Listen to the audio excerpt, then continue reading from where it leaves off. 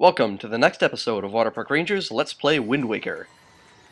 Last episode we finished the first dungeon, so that's done. It's over. We can finally get Din's Pearl, which is what we came here to get in the first place. Seems so long ago. Well, Prince Kamali, don't you have something you want to say? I heard everything from Medley. Jack, thank you so much. I'm sorry I mistrusted you. I hope I can be like you someday, Jack. You will, Kamali, I just know it. Right, Jack? So, Jack, here. Oh, I think we've heard enough of our own name already by this point.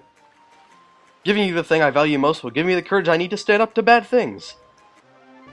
So it's ours. We've received Din's Pearl, the gem the Ritos claim was passed down from the great goddess. The goddess named Din. Strange that they don't tell you that, but I guess you're supposed to just imply it. The Great Valoo is grateful to you, Jack. Yeah, he's saying something... Oh, okay, never mind. It's translated as, use the wind god's wind. The wind goddess wind. I wonder if he's talking about... has anything to do with the wind shrine that's through there. Oh, I almost forgot. The Great Valoo also names you, Jack, a true hero. I agree with him. As far as we're concerned, Jack, you really are a hero. Oh, that's fine with us, so long as we aren't the hero of Korodai. Hey, Prince Kamali! Yeah, I've had enough of him. I'm alright with him going away. And we will return here again someday. Probably a few times, actually. For a couple things that need to get done. If we're going for 100%. Anyway, that thing about the wind god's wind.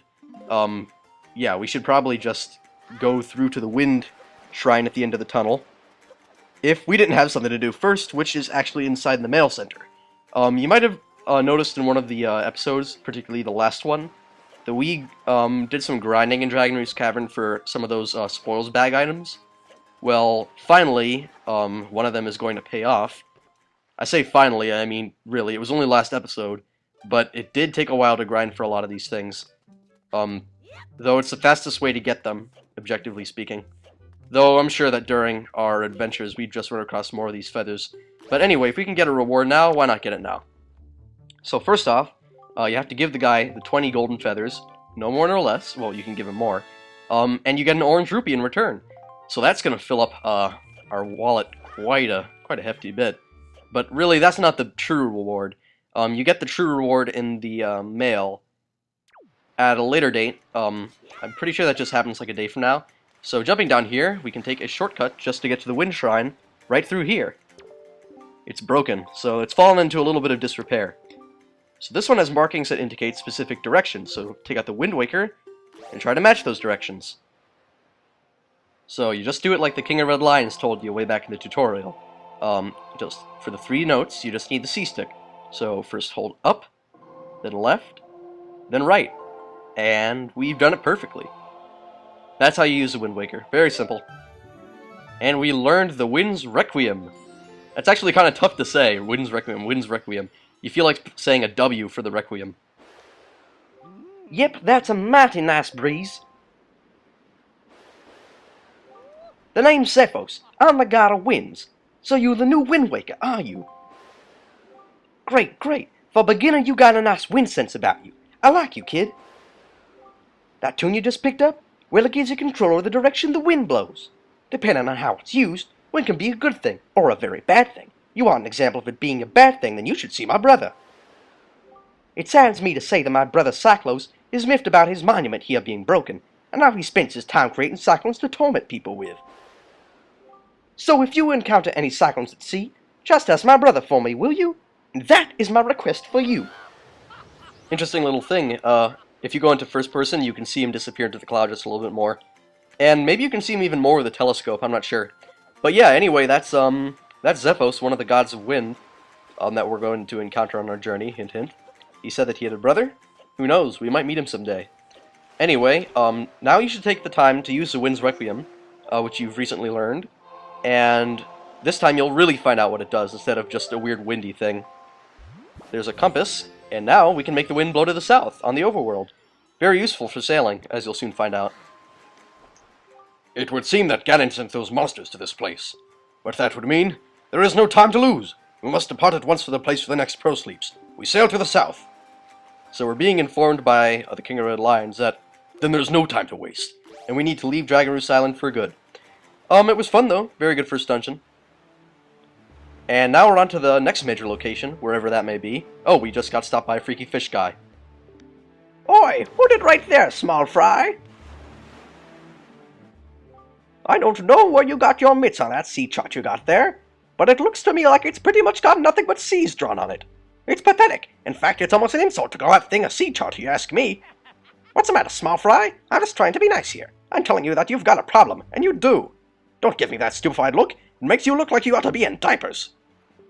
Just listen, okay? I'm here to teach you what I know about this island, so open up your sea chart, and make it snappy. Can't be snappier than you, old man. So somehow he pulls a pen out of nowhere, and draws us Dragon Roost Island in a single sweep. Pretty impressive, I gotta say. Alright, so the deal with these guys is that fishmen, or his cousins or whatever, whenever you see little rippling bits of water with this guy jumping out of them at sea, or any kind of fish, because it's gonna be him, you have to go over to it with your sailboat, and throw some bait over the edge, and then, depending on what quadrant you're in, that quadrant's respective fishmen will mark the island of that quadrant on your sea chart. I guess that sounded kind of complicated, but it's really not, and you'll see it happening quite often whenever we come to a new island, so you'll understand pretty soon. In fact, that's going to happen as soon as we reach that island up ahead. Might as well just open up our treasure charts here while we're at it. Yeah, there's one treasure chart for each island, just in case you didn't know. So I'm going to cut ahead here. Alright, we are now at this volcanic island, and already there's a fishman right in our path. So we'll toss him some bait, and then you'll see what I mean. First he'll pop up and do the usual blah blah blah I've heard, and then he'll like mark your thing on the chart. So he'll jump in, and there we go. Fire Mountain is now added to our chart, because that was the island in this quadrant. Very useful for later on when you start pulling up treasure and stuff and you need to know where everything is. So yeah, make sure you're getting bait and marking the islands as you go along. Trust me, it'll help out a lot, especially later in the game. Alright, we've cut ahead to the next island. As you've probably figured out by now, we're going to be cutting a ton whenever we're out in the ocean, mainly because it can take upwards of 2 minutes, actually, to get from one island to another.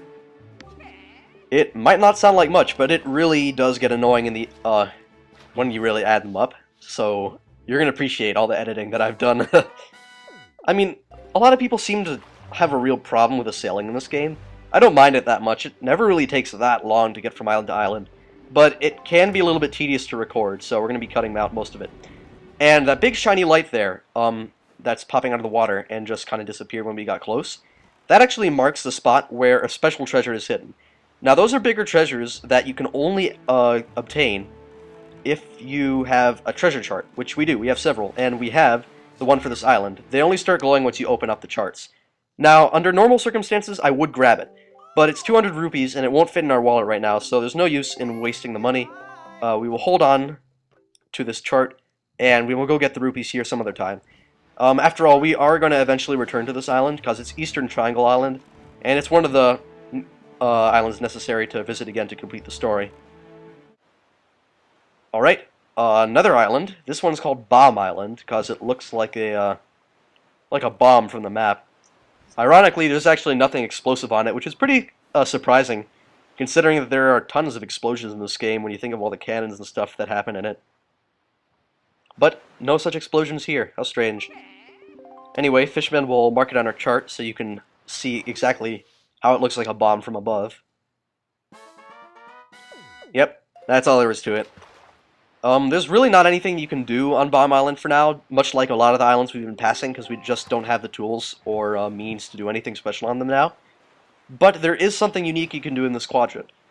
Up ahead, it's kind of tough to see. There are a couple of rickety little, like, waterlogged little platforms. One of them is actually a submarine, and it's got a special item inside of it. That's not necessary to complete the game, but it will help out greatly, especially if you're really not that good at fighting. Needless to say, we don't really have that much time left in this episode, so I'm going to grapple the joy pendant off that Bokoblin, head into the submarine, and I guess that's all. We'll find out what's in here next episode. See you then.